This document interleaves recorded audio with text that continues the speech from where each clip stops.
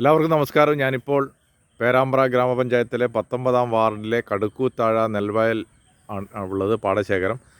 ഈ പാടശേഖരം നിങ്ങൾക്ക് കാണാൻ സാധിക്കും. ഇതാ വളരെ മനോഹരമാക്കി ഇത്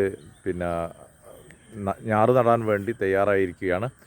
തൊഴിലുറപ്പ് തൊഴിലാളികളും അതുപോലെ തന്നെ ഇവിടെയുള്ള കർഷകരൊക്കെയാണ് ഇത് ഒരുക്കിയിരിക്കുന്നത്. എന്തായാലും ഈ പാടശേഖരത്തെക്കുറിച്ച് നമുക്ക് കൂടുതൽ അറിയേണ്ടതുണ്ട്. ഇതിൻ്റെ ഒരു ചരിത്രമൊക്കെ ഉണ്ടാവും. ഏത് പാടശേഖരത്തിനും ഒരു ചരിത്രമുണ്ടാവും. അത് പഴയ കാലത്ത് നടത്തിയ കൃഷികൾ എന്തൊക്കെയായിരുന്നു ഒക്കെ. എന്തായാലും നമ്മളോട് ശങ്കരൻ നായർ നമ്മളോടൊപ്പം ചേരുന്നുണ്ട്. എന്തൊക്കെയാണ് ഈ പാടശേഖരത്തിൻ്റെ ഒരു ചരിത്രം പറയാൻ പറ്റും? ഇത് എന്ന് പറഞ്ഞാൽ ഒരു 6 കൊല്ലങ്ങൾക്ക് മുമ്പ് നല്ലോണം നെല്ലുണ്ടാക്കുന്ന ഒരു വയലായിരുന്നു. അപ്പോൾ ഇവിടെ ഈ ട്രാക്ടർ ഒന്നും ഇറക്കാൻ സാധിക്കാത്തതുകൊണ്ട്, അതിനുള്ളൊരു സംവിധാനം ഇവിടെ ഇല്ലാത്തതുകൊണ്ട് കൃഷി മുടങ്ങിപ്പോയി.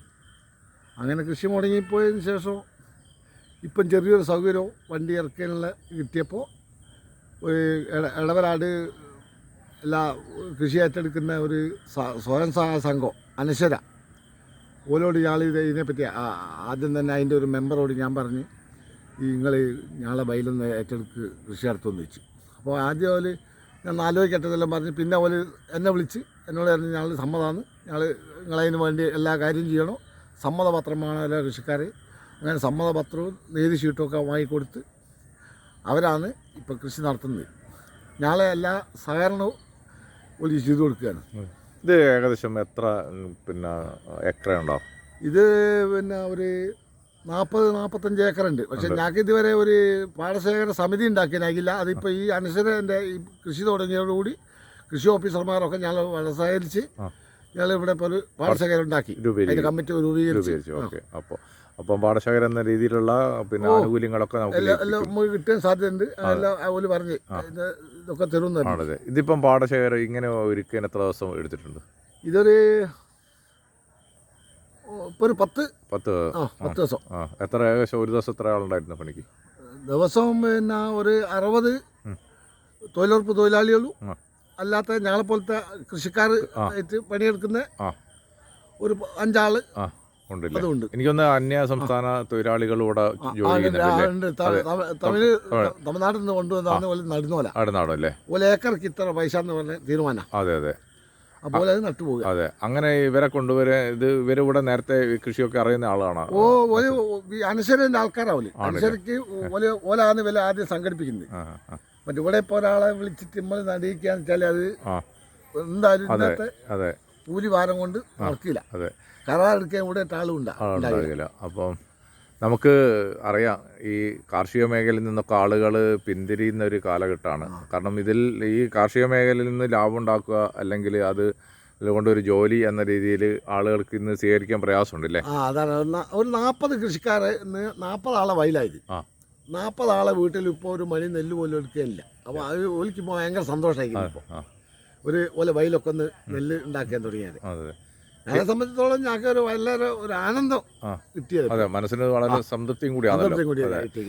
ഇവിടെ കാട്ടുപന്നി എല്ലാം ശല്യങ്ങളും കൂടെ ഉണ്ടായിരുന്നു. അല്ലപ്പം പോയി ഇവിടെ പാമ്പ് നിറഞ്ഞു കിടക്കുകയായിരുന്നു. അതല്ല ഈ ഊറ്റലോടുകൂടി എല്ലാം പോയില്ലേ? ഓക്കെ. അപ്പം എനിക്ക് തോന്നുന്നു ശങ്കരൻ നായർ ഒരുപാട് വർഷക്കാലമായി സാമൂഹ്യ പ്രവർത്തനം, രാഷ്ട്രീയ പ്രവർത്തനം, ഒരു കർഷകനാണ്. അപ്പം നിരവധി കൃഷികൾ, എനിക്ക് തോന്നുന്നു നെൽകൃഷി മാത്രം അല്ല, മറ്റു കൃഷിയൊക്കെ നന്നായി ചെയ്തിരുന്നല്ലോ. വാഴ കൃഷിയൊക്കെ ഇവിടെ ഇപ്പം കാട്ടുപന്നി നശിപ്പിച്ചുകൊണ്ടിരിക്കുകയാണ്. ആണല്ലേ? ഓക്കെ.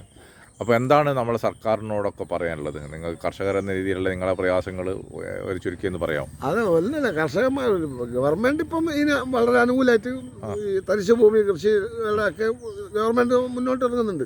അത് ഗവൺമെൻറ് ചെയ്യുന്നത് ഇപ്പം നമുക്ക് അത് കാലാകാലമായിട്ടും ചെയ്യുന്ന. പക്ഷേ ഇപ്പം നമ്മളതിന് ഒരുങ്ങണം, കൃഷിക്കാരതിന് തയ്യാറാണ്. എന്നാലാണ് സർക്കാരിൽ നിന്ന് കിട്ടും.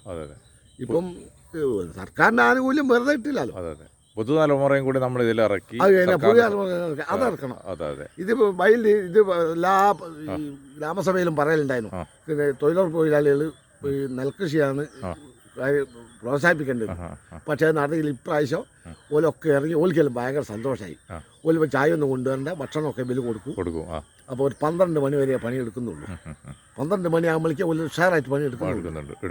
ഓലിക്ക് ഭയങ്കര സന്തോഷമായി. അപ്പോൾ ഈ കൃഷിയൊക്കെ ഇങ്ങനെ ആഘോഷപൂർവ്വം നമ്മൾ ചെയ്യുമ്പോൾ അവർ പാട്ടൊക്കെ പാടാറുണ്ട്. പാട്ടൊക്കെ പാടുമോ? ഓ പാട്ടൊക്കെ ഉണ്ട്, പാട്ടുണ്ട്. ഓ അപ്പം അതെ, എന്തായാലും നമ്മൾ പണിയിലിറങ്ങി ആ പാട്ടൊക്കെ ഒന്ന് കേൾക്കല്ലേ. രസത്തിലുള്ള പരിപാടിയാണ്. എന്തായാലും വളരെ സന്തോഷം. നമ്മൾ ഇപ്പം കാലത്ത് ഇപ്പം സമയം ഒരു 8:30 ആയിക്കാളും ഒരു 8 മണിൻ്റെ മുന്നേ ഒക്കെ ഇവിടെ എത്തിയിട്ടുണ്ടാവും അല്ലേ? എത്തൂല്ലേ? 8 മണിക്ക് ഇറങ്ങി. അപ്പോൾ അതെ, എന്തായാലും എനിക്കൊന്ന് രക്തശാലി എന്ന് പറഞ്ഞൊരു പിന്നെ നെല്ല് 15 സെന്റിൽ ഉണ്ടാക്കുന്നുണ്ട്, വേറെ ഉണ്ടാക്കുന്നുണ്ടല്ലേ? അത് ഞാൻ കൊണ്ടുവരും, ഞാൻ വേറെ വൈദിക്കുണ്ട്. അതുപോലെ 2 കണ്ടതിന് അതിനാ ഈ കണ്ട ശരിയാക്കി. ഈ കണ്ടല്ലേ? ഈ കണ്ടത്തിലാണ് രക്തശാലി അല്ലേ? രക്തശാലി എനിക്കൊന്ന് പേരാമ്പ്ര പഞ്ചായത്തിൽ നല്ല രീതിയിൽ നടത്തി അത് വിളവെടുത്ത് അത് പുറത്തേക്ക് കയറ്റുമതി ചെയ്യുന്ന ഒരു സംവിധാനത്തിലേക്കൊക്കെ വരുന്നുണ്ടല്ലേ? ഓക്കെ. ഞങ്ങളെ സംബന്ധിച്ചിടത്തോളം അനുസരിയോട് ഭയങ്കര കടപ്പാടാണ് ചെയ്തു തന്നല്ലേ?